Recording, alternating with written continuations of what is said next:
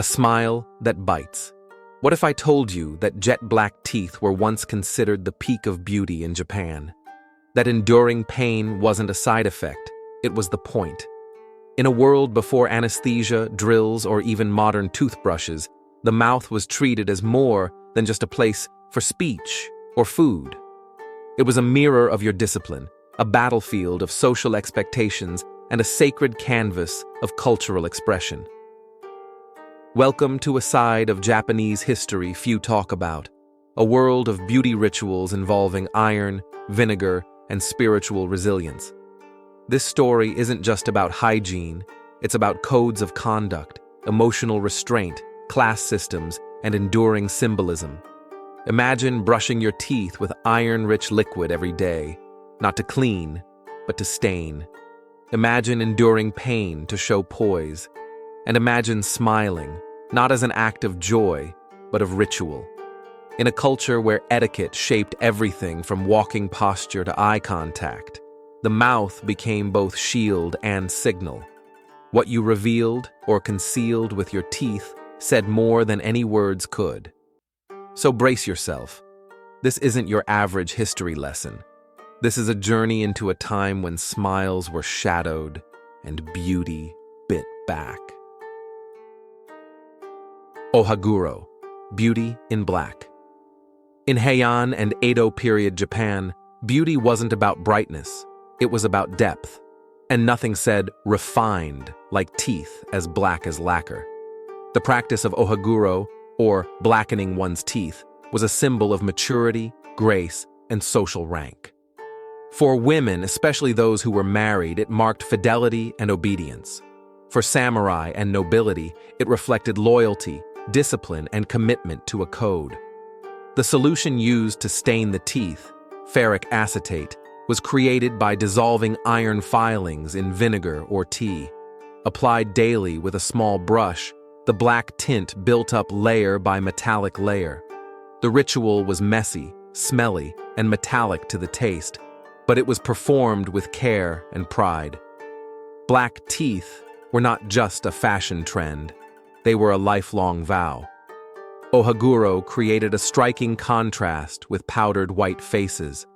In low candlelight, the effect was haunting and powerful. The black smile said, "I belong to a world of tradition, structure, and restraint." Modern eyes might see it as eerie, but for centuries, it was elegance incarnate. In many ways, Ohaguro was the ultimate expression of Japan's aesthetic values. Deliberate, symbolic, and serene. Toothache and ritual, pain with purpose.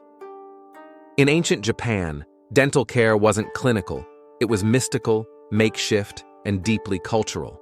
There were no dental clinics for commoners, no sterilized tools, no Novocaine.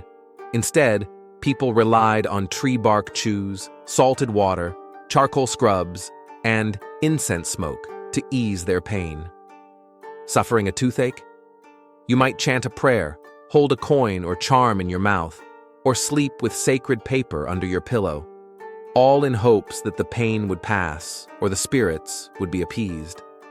Dental pain wasn't just a health issue, it was a moral test. Enduring it quietly was considered a virtue. Losing teeth early? Some saw it as karmic imbalance. If extraction was needed, it was done by hand, using string, pliers, or even a temple healer's improvised tools. The pain was real, the rituals were raw, but so too was the stoicism. Oral hygiene had its tools, chew sticks called fusayoji, powders made from burnt shells or herbs. But consistency and efficacy were limited.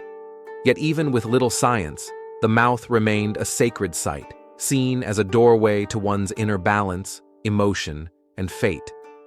Pain, oddly enough, had purpose. The geisha's grin. To the geisha, the mouth wasn't just part of her face, it was part of her performance. Every smirk, every stillness, every smile was calculated. In the flicker of lantern light, blackened teeth didn't frighten, they fascinated. Framed by pale skin and red lips, they became a visual metaphor. Restraint over expression, mystery over transparency. Geisha didn't wear Ohaguro every day, but during the pivotal Erikai ceremony, when a Maiko became a full-fledged geisha, the teeth were blackened as tribute to tradition. It was a symbolic moment, connecting the past to the present in an intimate, embodied way. Courtesans in pleasure districts also blackened their teeth to show elite status, separating them from lower-rank entertainers. In art and poetry, the black grin carried emotional weight. A smile could be described as a shadow or a dark moon. The act of smiling was not about friendliness, it was layered with subtext. And when a geisha did smile, it wasn't to reveal, it was to veil. In that subtle gesture lived an entire philosophy of beauty: control, contrast, and carefully curated ambiguity. Modern mouths and Meiji makeovers. By the late 1800s, Japan was transforming. With the dawn of the Meiji era came railroads, telegraphs, Western suits, and white teeth. Suddenly, what was once revered became ridiculed. Ohaguro was seen as backward and unsightly, especially under new standards imported from Europe and America.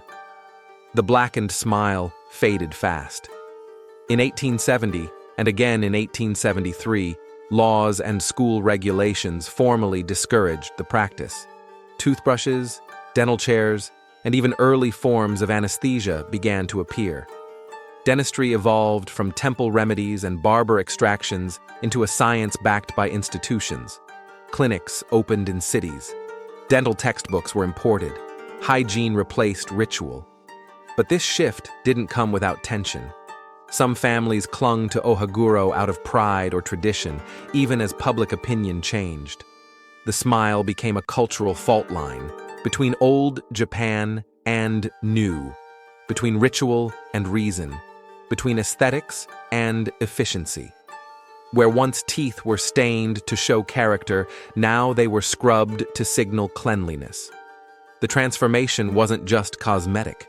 It was a mirror of Japan's rapid and often conflicted modernization. Legacy of a grin. Today, Ohaguro is no longer worn in daily life, but its shadow still lingers in kabuki performances, cosplay, historical dramas, and even fashion editorials that nod to Japan's past. The blackened smile remains a symbol, not of fear, but of beauty's ability to evolve. Even modern habits like covering the mouth while laughing trace back to centuries of etiquette around oral modesty. These aren't just traditions, they're echoes of a deeper worldview, one that saw the body, especially the mouth, as a site of meaning and discipline. History teaches us that beauty is never fixed. It's fluid, cultural, political. The black smile of old Japan reminds us that what's elegant to one era may seem eerie to another, and that every ritual, no matter how strange, has roots in real emotion and real belief. So next time you brush your teeth, remember the iron tang, the incense smoke, and the silent vows etched into enamel. The nightmares may be gone, but the meaning still lingers. If this glimpse into Japan's darker beauty rituals fascinated you, don't forget to like this video, leave a comment, and subscribe to Japan Rewind for more untold stories from the past. But before you go, consider this. What if the way we care for our teeth says more about us than we realize? From whitening strips to invisible aligners, we're still telling stories with our smiles, just in a different dialect of beauty. And while Ohaguro may be gone from daily life, the impulse behind it, to belong, to express, to conform, or to resist, remains deeply human. So whether your teeth are gleaming white or coffee-stained beige, they're part of a history much older than toothpaste. They're artifacts of culture, memory, and identity. Until next time, keep looking closer. Because sometimes, the smallest details, like a grin in the dark, tell the biggest stories.